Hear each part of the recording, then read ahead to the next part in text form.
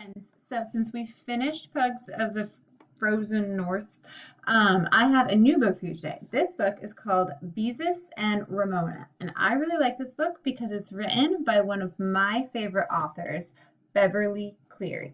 And I always thought that Beverly Cleary was so cool because she grew up and lived right next door to the town that I grew up and lived in.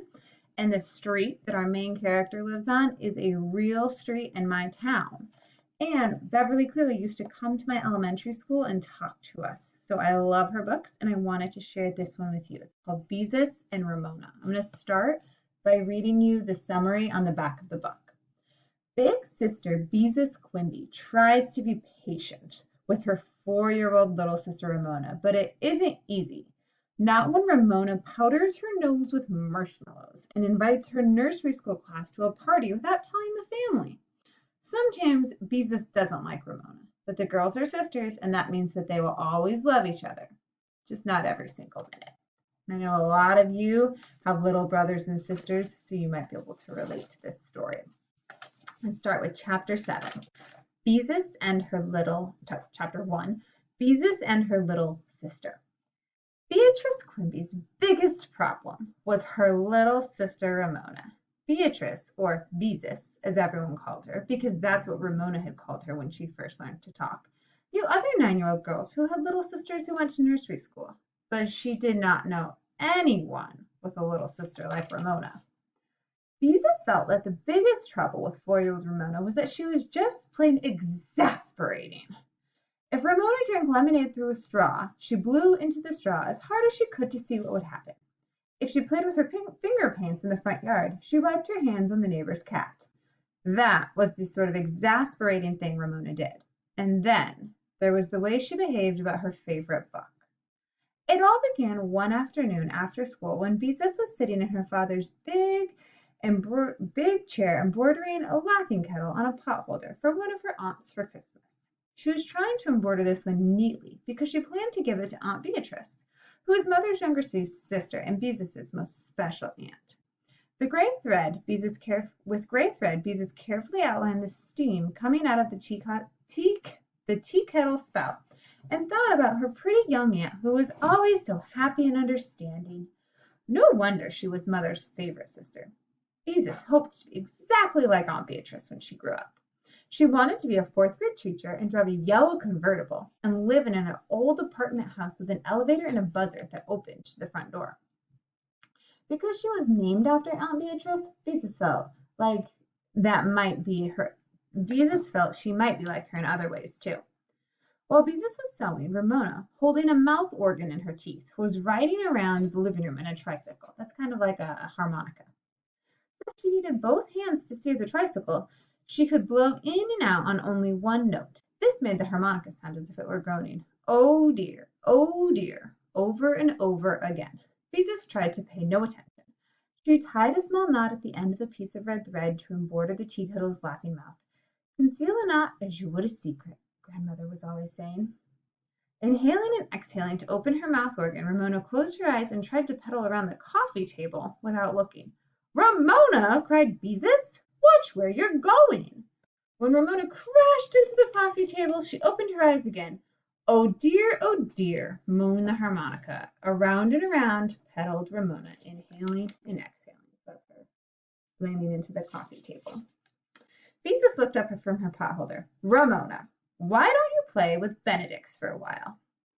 Benedix was Ramona's favorite doll. Ramona thought Benedix was the most beautiful name in the world. Ramona took the harmonica out of her mouth. "No," she said. "Read my Scoopy book to me." "Oh, Ramona, not Scoopy," protested Beezus. "We've already read Scoopy so many times." Instead of answering, Ramona put her harmonica between her teeth and began pedaling around the room, inhaling and exhaling. Beezus had to lift up her feet every time Ramona rode by. The knot in Beezus's thread pulled through the material of her potholder, and she gave up trying to conceal it as she would a secret and tied a bigger knot. Finally, tired of trying to keep her feet out of Ramona's way, she put down her embroidery. "All right, Ramona," she said. "If I read about Scoopy, will you stop riding your tricycle around the living room and making so much noise?" "Yes," said Ramona, and she climbed off her tricycle. She ran to the bedroom that she shared with Beezus and returned with a battered, dog-eared, sticky book. and handed it to Beezus. Then she climbed into the chair beside Beezus and waited expectantly. Reflecting that Ramona always managed to get her own way, Beezus gingerly took the book and looked at it with a feeling of great dislike. It was called The Littlest Steam Shovel. On the cover was a picture of a steam shovel with big tears coming out its eyes. How could a steam shovel have tears and eyes? Beezus thought, scarcely looking at the words, and began for what seemed like the 100th or maybe the 1000th time. Once there was a little steam shovel named Scoopy. One day Scoopy said, "I do not want to be a steam shovel. I want to be a bulldozer." "You skipped," interrupted Ramona. "No, I didn't," said Beezus. "Yes, you did," insisted Ramona. "You're supposed to say, 'I want to be a big bulldozer.'" "All right," said Beezus crossly. "I want to be a big bulldozer." Ramona smiled contentedly, and Beezus continued reading. "Grrr," said Scoopy, doing his best to sound like a bulldozer. Ramona read on through Scoopy's failure to be a bulldozer. She read about Scoopy's wanting to be a trolley bus. "Beep, beep," honked Ramona. "A locomotive." "Ahoy, ahoy," wailed Ramona. "And a pile driver." "Clunk, clunk," shouted Ramona. Beezus was glad when she finally reached the end of the story and Scoopy learned that it was best for little steam shovels to be little steam shovels. "There," she said with a relief, and she closed the book. She always felt foolish trying to make noise like machinery. "Clunk, clunk," yelled Ramona, jumping down from the chair. She pulled her harmonica out of the pocket of her overalls and climbed on her tricycle. Oh dear," she inhaled and exhaled. "Ramona," cried Beezus, "you'd promised you'd stop if I read Scoopy to you." "I did stop," said Ramona. And when she had taken her harmonica out of her mouth, "Now, read it again." "Ramona Geraldine Quimby," Beezus began and stopped. It was useless to argue with Ramona. She wouldn't pay attention anyway. "Why do you like this story anyway?" Beezus asked. "Steam shovels can't talk, and I feel really silly trying to make all those noises." "I don't," said Ramona, and wailed, "Ahoy, ahoy!" and with great feeling before she put her harmonica back in her mouth. Beezus watched her little sister pedal furiously around the living room, inhaling and exhaling. Why did she have to like a book about a steam shovel anyway? Girls weren't supposed to like machinery. Why couldn't she like something quiet, like Peter Rabbit? Mother, who had bought the little steam shovel at the supermarket to keep Ramona quiet while she shopped one afternoon, was so tired of Scoopy that she always managed to be too busy to read it to Ramona. Father came right out and said he was fed up and with frustrated steam shovels, and he would not read the book to Ramona. And furthermore, no one else was to read it to her while he was in the house, and that was that. So only Beezus was left to read Scoopy to Ramona. Plainly something had to be done. It was up to Beezus to do it. But what? Arguing with Ramona was a waste of time. So was appealing to her better nature. The best thing to do with Ramona, Beezus had learned, was to think of something to take the place of whatever her mind was fixed upon. And what could take the place of the littlest steam shovel? Another book, of course. A better book, and a place to find it was certainly the library. "Ramona, how would you like me to take you to the library to find a different book?" Beezus asked. She really enjoyed taking Ramona places, which of course was quite different from wanting to go someplace herself and having Ramona insist on tagging along. For a moment Ramona was undecided. Plainly she was torn between wanting the littlest steam shovel read aloud again and the pleasure of going out with Beezus. "Okay," she agreed at last. "Get your sweater while I tell Mother," said Beezus. "Clunk, clunk," shouted Ramona happily. When Ramona appeared with her sweater, Beezus stared at her in dismay.